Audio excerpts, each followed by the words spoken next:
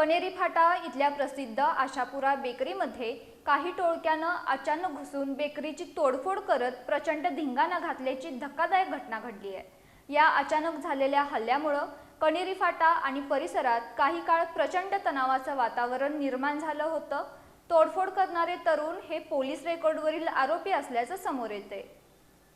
कणेरी फाटा इथल्या प्रसिद्ध आशापुरा बेकरीमध्ये काही टोळक्यानं अचानक घुसून बेकरीची तोडफोड करत प्रचंड धिंगाणा घातल्याची धक्कादायक घटना घडली आहे।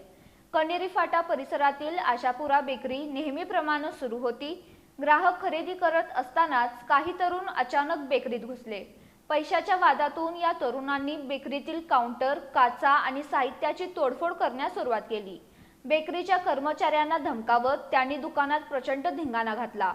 हा प्रकार अचानक घडल्यानं आसपासचे व्यापारी आणि ग्राहक यांच्यात भीतीचं वातावरण पसरलं। मोडतोड करताना आरोपी बेकरीतील सीसीटीव्ही फुटेजमध्ये कैद झाले आहेत। हे तरुण साधेसुधे नसून पोलीस रेकॉर्डवरील आरोपी असल्याची जोरदार चर्चा दिवसभर सुरू होती। या भागात दहशत निर्माण करण्याच्या उद्देशानंच हा प्रकार केला गेला असावा असा संशय व्यक्त होतोय। या घटनेनंतर कणेरी फाटा परिसरात काही काळ व्यापाऱ्यांमध्ये भीती आणि संतापाचं वातावरण होतं। अनुचित प्रकार टाळण्यासाठी पोलिसांनी परिसरात तत्काळ अशा टवाळखोरांचा बंदोबस्त करावा अशी मागणी जोर धरू लागली आहे। भर दिवसा किंवा गजबजलेल्या भागात बेकरीत घुसून केलेल्या या तोडफोडीमुळे पोलिसांच्या कार्यक्षमतेवर आणि कायद्याच्या धाकावर प्रश्नचिन्ह उपस्थित केले जात आहेत।